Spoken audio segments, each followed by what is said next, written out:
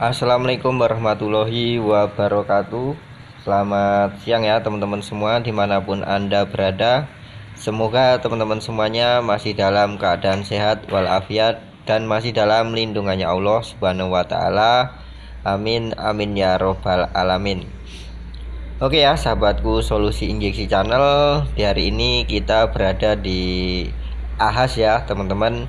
Jadi ini banyak beberapa teman yang bertanya, menanyakan, beberapa subscriber itu mengetahui Facebook saya dan menginbox, masnya kok berbaginya kadang di Ahas dan juga kadang di bengkel umum lah. Di sini saya akan menjawab, saya ini adalah mekanik bunglon teman-teman ya. Ini bisa berubah-berubah.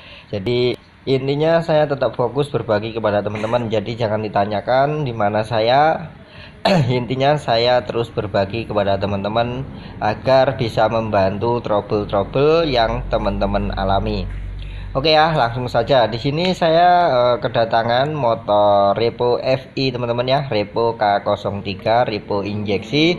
Di sini dengan keluhan ataupun kasus yang awalnya motor ini mati teman-teman. Awalnya motor ini mati dan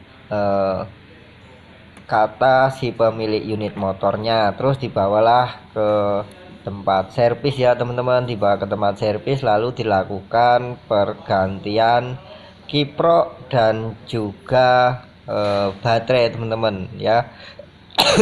Seperti itu, kiproknya baru dan juga baterainya juga baru teman-teman. Tetapi setelah dilakukan pergantian kiprok dan juga aki, itu akinya malah menjadi gembung teman-teman ya, menjadi gembung ya. Akinya itu gembung. Lah ini sudah saya lakukan pergantian aki yang baru teman-teman, aki yang baru ya. Aki yang baru ini saya ganti lagi dengan merek AHM teman-teman. Jadi trouble-nya dan permasalahannya itu sebenarnya hanya sepele teman-teman, tetapi karena tingkat ketelitian yang kurang, makanya trouble ini menjadi bermasalah ya, ataupun mengakibatkan si owner ataupun si pemilik unit motor ini mengeluarkan bisa dikatakan lebih banyak ya dari yang seharusnya dialami teman-teman. Perhatikan, jadi motor ini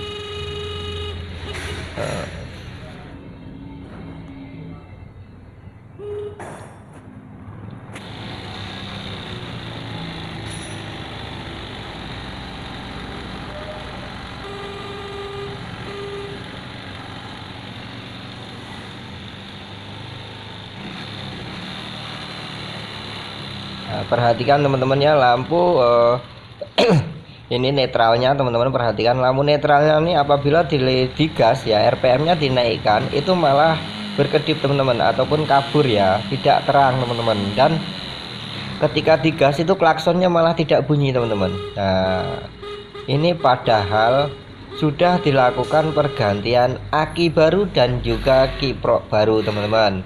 Jadi kasusnya itu seperti ini, motor ini tadinya mati dan dikatakan kiproknya rusak dan juga akinya, lalu diganti aki yang merek ya tidak KW sih ya, yang murah gitu aja, yang terjangkau sama konsumennya. Dan kiproknya juga dilakukan pergantian yang asli teman-teman ya.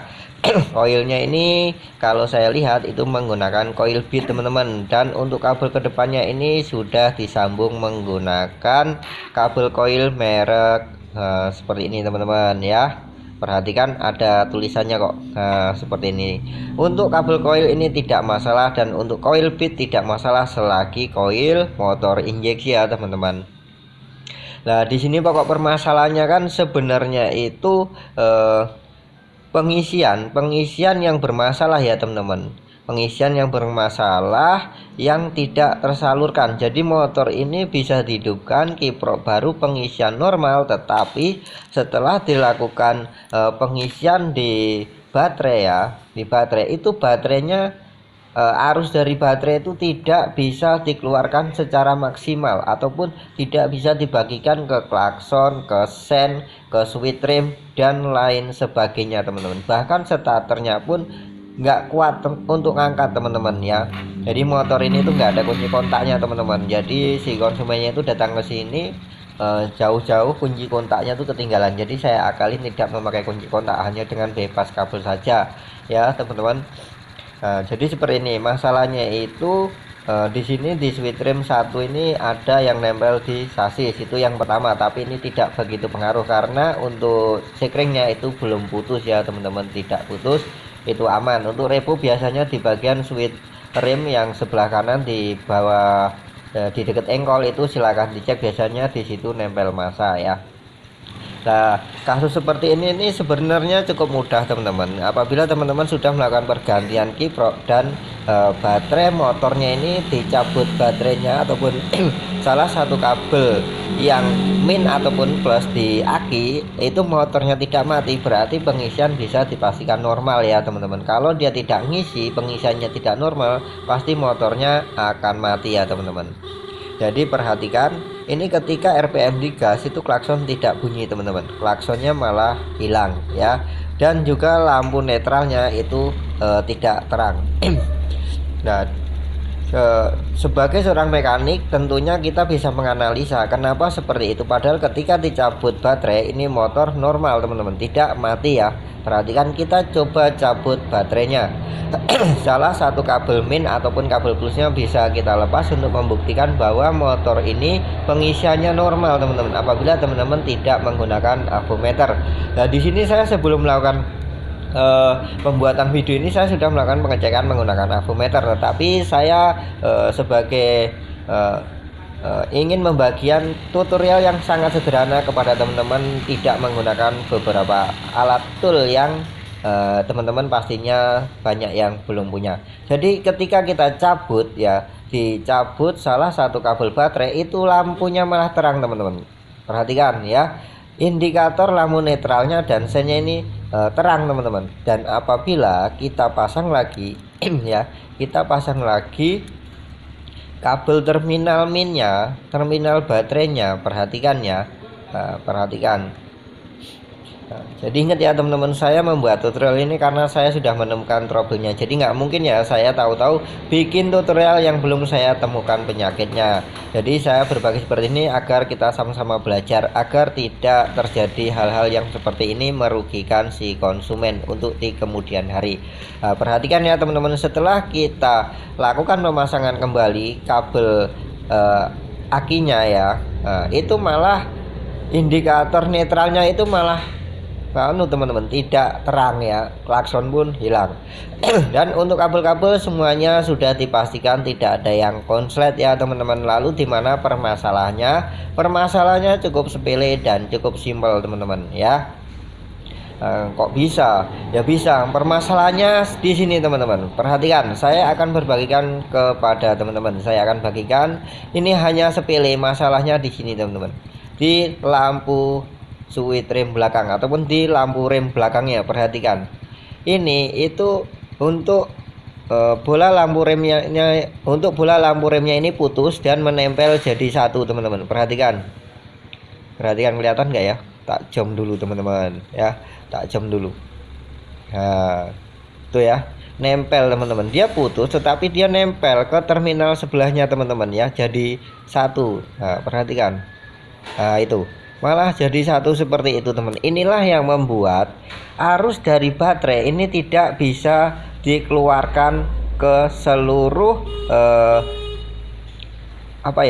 sen klakson yang ada di unit motor ini teman-teman. Akhirnya aki inilah yang menjadi menyimpan arus yang dikirim dari kiprok ya sebagai pengisian, tetapi tidak bisa dikeluarkan secara maksimal teman-teman. Nah disinilah salah satu analisa kenapa motor ini ketika diganti kiprok pengisian normal dipasang akinya malah gembung teman-teman. Nah akinya malah gembung dan mati teman-teman. Nah, permasalahannya itu hanya sepele di sini teman-teman. Setelah kita lepas bola lampu rem belakang ya, motor kembali normal.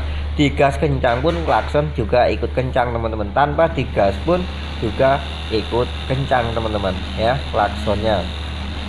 Nah, jadi saya itu berbagi kepada teman-teman itu hanya yang sesederhana mungkin yang teman-teman bisa pahami, agar ketika teman-teman itu di rumah yang mempunyai motor dengan kasus seperti ini tidak buru-buru dilakukan pergantian ini itu.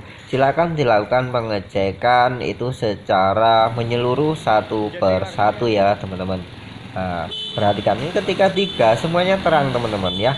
Nah, sekarang kita akan coba kembalikan ya. Kita akan coba kembalikan lampu stopnya ataupun lampu rem belakangnya. Kita akan coba pasang kembali untuk di lampu rem belakangnya teman-teman. Bola lampu rem belakangnya ya. Kita akan coba pasang kembali untuk melakukan pembuktiannya teman-teman ya. Kita pasang dulu, sedikit susah karena ini untuk kaca lampu rem belakangnya itu pecah teman-teman. Nah ini ya teman-teman, sudah kita pasang. Nah perhatikan, itu untuk lampu netralnya dia kembali redup teman-teman, kembali redup, dan klakson pun tidak bunyi. Perhatikan, untuk lampu netralnya kembali redup ya, dan untuk klaksonnya juga tidak kencang teman-teman ya, tetapi digas tidak berbet. Jadi permasalahannya aki ini bisa bengkak ataupun bisa hamil itu hanya sepele, yaitu konslet di bagian bola lampu rem belakang, dikarenakan arus yang dikumpulkan ya, pengisian yang berada dalam aki atau di dalam baterai itu tidak bisa dikeluarkan untuk menghidupkan klakson, sen, lampu-lampu dan lain sebagainya. Jadi semuanya tertahan di baterai, itulah yang menyebabkan pengisian di dalam baterai dan mengakibatkan aki tersebut menjadi hamil dan gembung teman-teman. Oke ya, inilah sedikit ilmu yang bisa saya bagikan, sedikit ilmu yang sederhana ini yang bisa saya bagikan kepada teman-teman subscriber Solusi Injeksi Channel.